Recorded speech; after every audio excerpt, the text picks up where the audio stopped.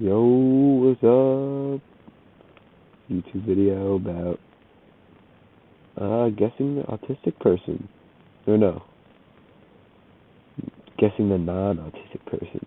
Alright, let's do it. Middle school.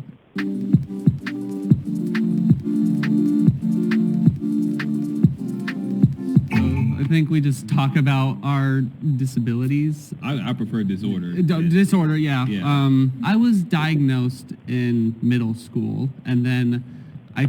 Red flag. He said disability, but he said disorder. Watching you, Ginger Boy. transitioned to a school for people on the spectrum. Once I graduated middle school and went to that school, I kind of really enjoyed where I was at and everything. This is really hard because there's like so many eyes on me already. It's just taken a while to accept that I have a disorder. There's people who I've met myself who say you have autism, and my family would be like, "Did you tell him you have did you tell him you have a disability?" No, I don't think I need to. But reality, it really does help to know that I do have autism. I feel like that guy seems pretty normal. He could have Asperger's, but. Suspected me of being autistic when I was 5, but they hesitated to diagnose me because I was too intelligent. I mean, that's a compliment right there, being too intelligent.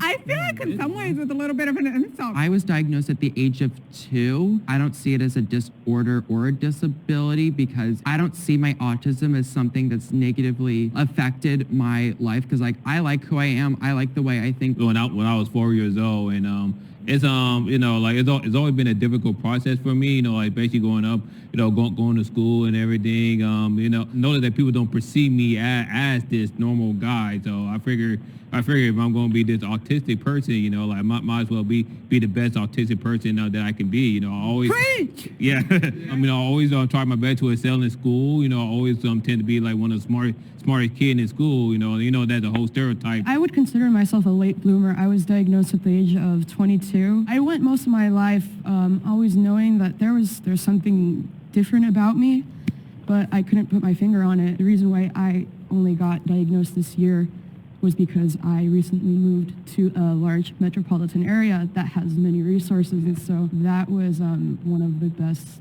decisions I've ever made in my life because I have access to therapy, and I was finally able to get an answer that I was always looking for. I really, really struggled to fit in.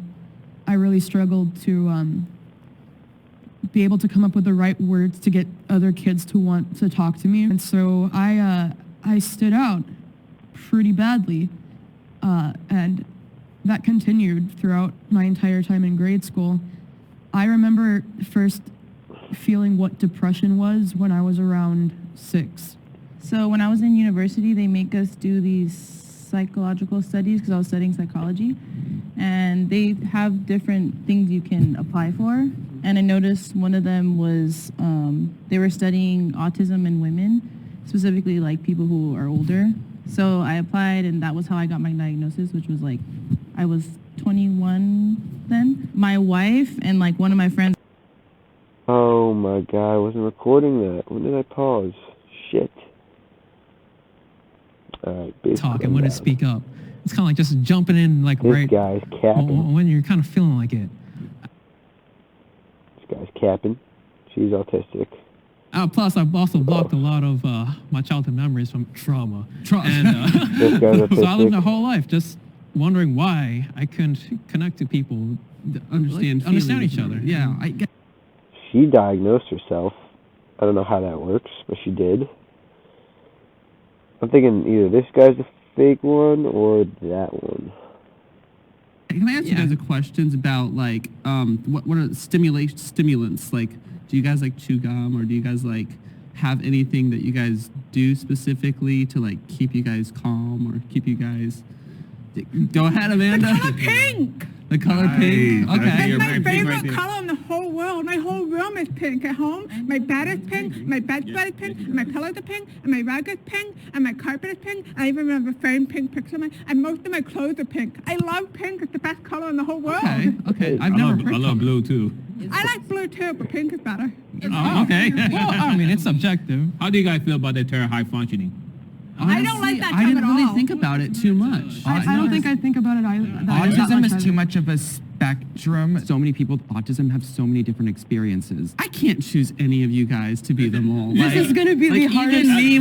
myself, like You're it's the like I mole. think I'm the mole, honestly. Like, Like, oh, they were like, try to find the mole. And we're like, maybe there's none. Even Well, the you person too. Why are who's you laughing? neurotypical might just be an undiagnosed autistic. Yeah. You never know that. You never know about that. I mean, like, damn, all this relates. Wait a second. Huh.